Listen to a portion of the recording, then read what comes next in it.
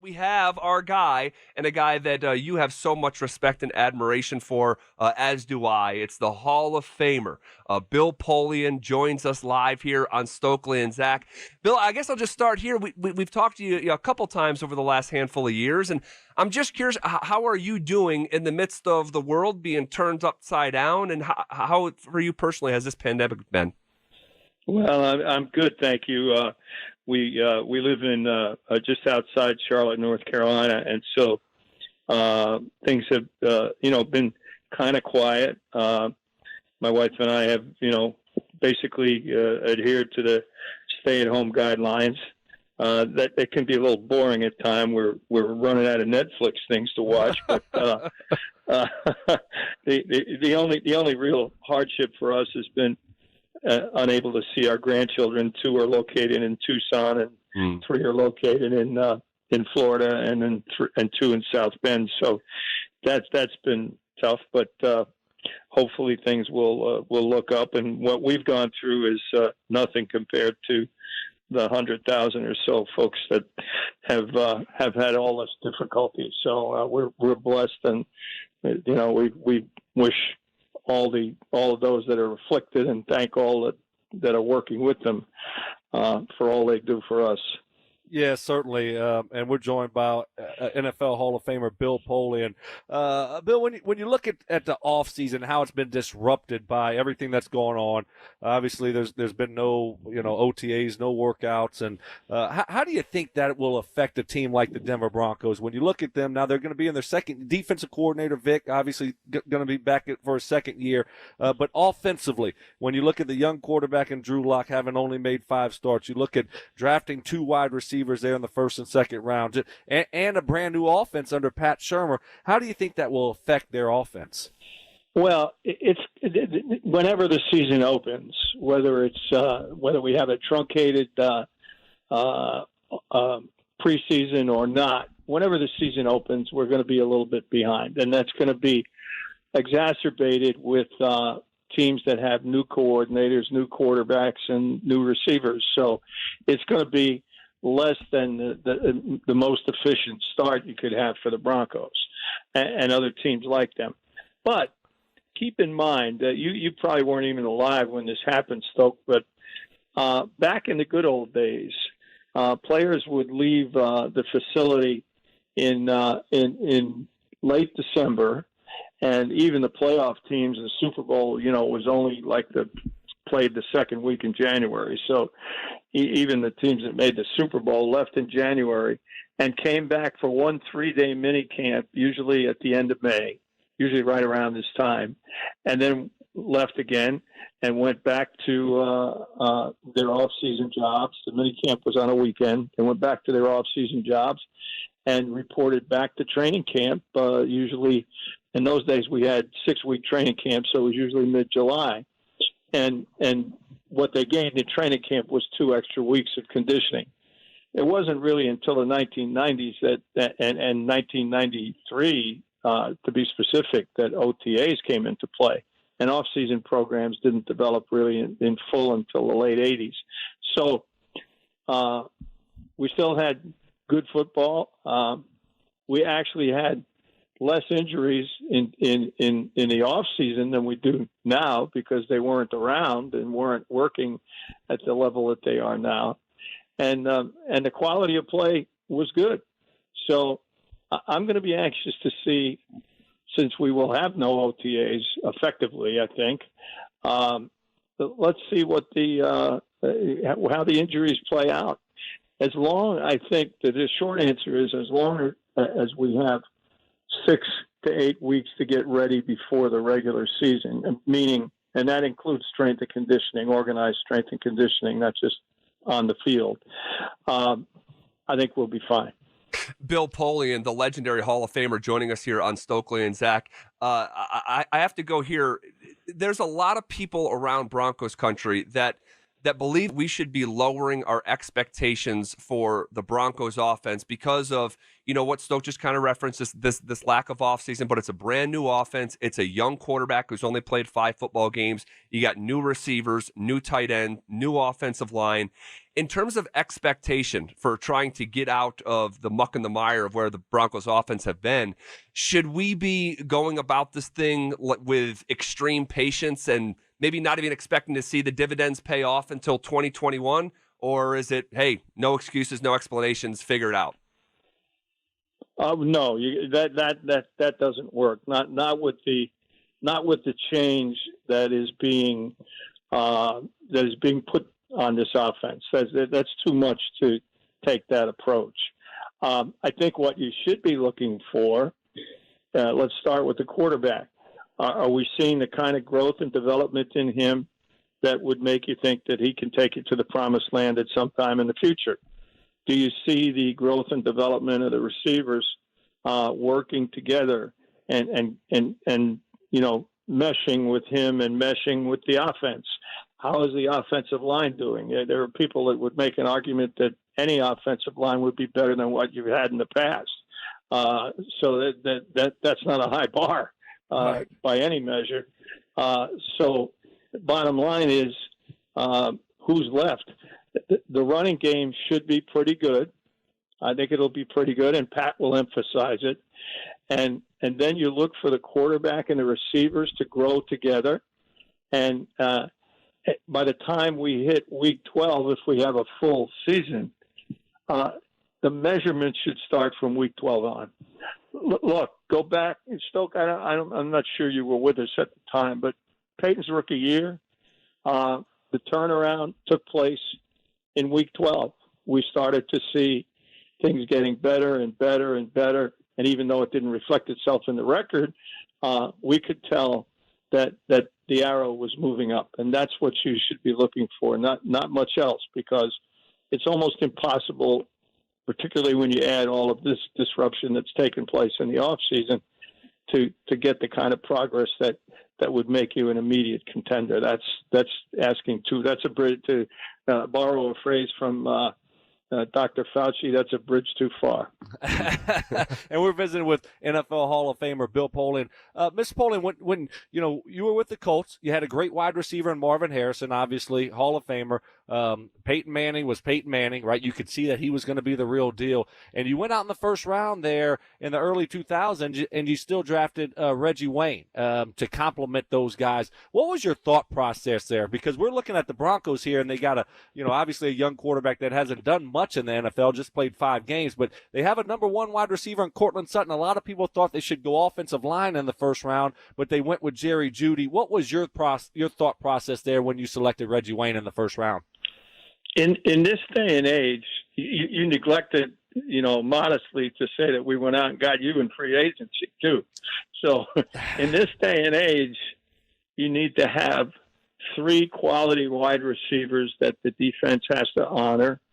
You have to have a tight end who's really efficient. If you're lucky enough to get a Dallas Clark, then that's great. But at a minimum, he has to be efficient. And if you don't have those weapons, it's hard to operate an offense that can go all the way. Because in the playoffs, late in the season when the games are really meaningful in the division, you have to have the kind of firepower that can win shootouts. I mean, I don't care how good Vic's defense is, and it's going to be really good. It's going to be really good, and it may border on great if he's able to get the right components in place, because he's really an outstanding defensive coach. But you're going to have some shootouts with the Chiefs. I mean, that's just the facts. Houston was up 17-0, right? Yeah. And boom, in the wink of an eye, it was gone. So you have to have firepower across the board. And number one. And number two, Jerry Jeudy affects the entire defense. A tackle affects one position. I mean, let's be honest about it. Jerry Jeudy makes at least 2.5 people in the secondary and maybe a linebacker react to his presence out there. The tackle's only blocking one guy. It's just simply a matter of how they affect the defense. And I know that, there are certain people that say running backs aren't important and wide receivers fall off trees. It's not true. Love it. Oh, yeah, I absolutely love that. And the one and the only Bill Polian, Hall of Famer, joining us. Mr. Polian, I got to ask you this question. You evaluated talent for decades. You've been looking at talent since the late 1970s when you were a scout with the Kansas City Chiefs. You're gonna get hits and you're gonna have misses. You did not believe that Lamar Jackson was going to be as successful as he ended up being. And I have a two-part question for you. Does Lamar Jackson go down in all your decades of evaluating talent as the one that you'd like to have back the most? And I'm also curious, on the other side of the coin, who's the guy that you really believed in and sort of stuck your neck out for and really paid dividend after dividend? I really couldn't go back far enough in my memory to give you an answer on that on the latter question. I don't focus necessarily on individual players that I liked or didn't like. I mean, in the end, it's the result that counts. It's not. I'm not like I don't count up my hits and misses. I've measured this for years and said, number one, the best of us, Ron Wolf and myself, Jim Finks, who are general managers that are in the Hall of Fame, the best of us bat .550. This is an inexact science. So I'm not going around asking for any medals or remembering any great choices that I made or didn't make. I do remember all of the people like Stoke who played on our great teams. That's the whole object of it. Sure. It's not about winning the draft. It's about winning games. Secondly, with respect to Lamar, he's playing in an offense that's specifically designed for him and his skill set. I was using another platform to evaluate him, the traditional NFL quarterback model. And I was wrong to use that platform. If I'd extrapolated and said, okay, if we put him in an option run-oriented offense, he can be, really successful quarterback, then I probably would have made a better evaluation, but I didn't. And so that's that.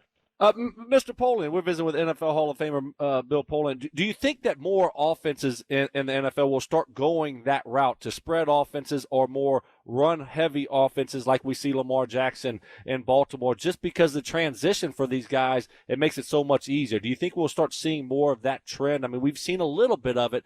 Do you think we'll start seeing more and more throughout the next few years?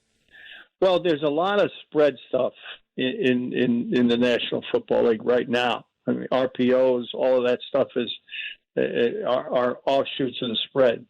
And the coach at Florida State now, Rick Leach, gets a lot of credit for, putting in the what air raid or whatever you want to call it. That's in the National Football League now, but I mean, there's a lot of that stuff, the option routes versus zones, the conversions that, we were doing and when you were playing in Indianapolis. That's not new, but there's more of it than when we were doing it. That's true of the no huddle as well. We were doing the no huddle back in Buffalo in the late 80s, but now there's just more of it. So I think it goes in trends. Now, in terms of the running quarterback, the so-called option quarterback, as opposed to Russell Wilson. Okay, let's use Russell Wilson as on the one hand, and Colin Kaepernick on the other.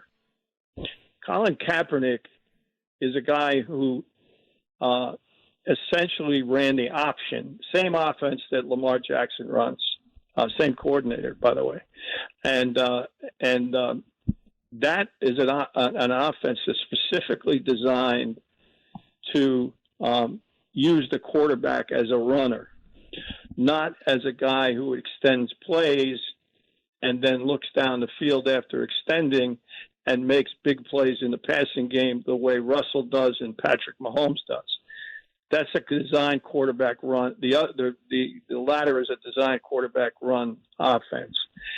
I don't think that can sustain itself in the NFL for long because guys get hurt. Right. Quarterbacks running. There are no old running quarterbacks in the NFL because they're the talents don't last long. Now, the thing that's interesting is that there is no question that what you said is correct. There are more of those guys coming out of college. And so you have to ask yourself the question, if the guy that's doing it now so successfully finally runs out of gas, i.e. Cam Newton, because he's injured, and not that Cam had a lot of design runs, but he did make a living running the football. After the injuries catch up, do we keep the offense and recycle with a similar guy? That's an interesting question, and I don't have an answer to it. Yeah. Bill Polian joining us here. Before we let you go, and of course the Hall of Famer, 6-time NFL Executive of the Year, you are starting a podcast, if I'm not mistaken. Do you mind telling our audience about that? Not at all. It's called Inside Football with Bill Polian. It's available on iTunes and any other place that you get your podcasts. And it's designed to use the retrospective of my 35 or so years in pro football and to repeat in detail some of the things I've learned. This first episode that's up now talks about the drafting of Peyton over Ryan Leaf. And it sort of peels back the onion. It tells you what goes on, to use mixed metaphors, how the sausage is made in the NFL, what goes into the decisions on one quarterback versus another, or one coach versus another, or how you build a team in the salary cap era. So it's designed to be both entertaining and educational, and thus far the reviews have been pretty good. So I'm happy with it. It's fun to do, and I'm looking forward to more of it. I love it. I can't wait to check it. I got one more for you, Mr. Polian, before we let you go. If you don't mind, we certainly appreciate your time, and we're visiting with NFL Hall of Famer Bill Polian. When you look at Tom Brady and him moving from the Patriots to Tampa Bay, how do you think that's going to work out for him? And do you think he's still got a lot of good football left in him? Well, I think he has some good football left in him. Father Time is undefeated, as we all know. But the bottom line is this. History tells you when an elite player like Tom Brady and Phillip Rivers changes teams after they've been with one team their whole career, they have a spurt, a year or two spurt, where they still maintain a high level of play. And then the end usually comes because of injuries. So if history is any guide, then both of those guys probably will have good years this year, and then we'll see where they go in terms of staying healthy. The one and the only, the Hall of Famer, Bill Polian. Go check out the podcast, Inside Football Podcast with Bill Polian. It's available on iTunes or whatever platform that you do listen to your podcast. Check this one out. Mr. Polian, we thank you so much for stopping by and giving us a piece of your time once again. Thank you. It's my pleasure. Great to talk with you, Stoke. Thanks, buddy. Appreciate it. All right, there he goes. Love it. The legendary 6-time. When it comes to NFL Executive of the Year, he put up a Jordan number.